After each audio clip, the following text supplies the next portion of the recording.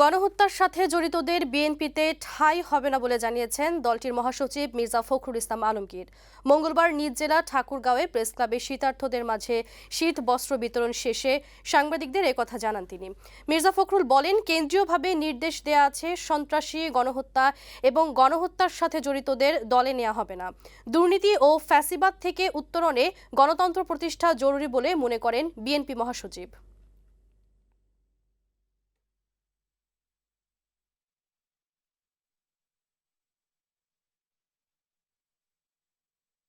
আমরা যদি এটুকু বলতে পারি যে আমাদের এখানে খুব নির্দেশ দেওয়া আছে।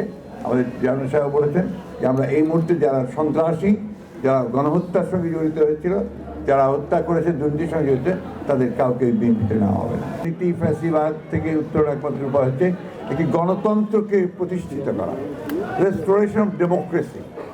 জনগণের যে শাসন, সেই শাসনকে স্থাপিত করতে হবে।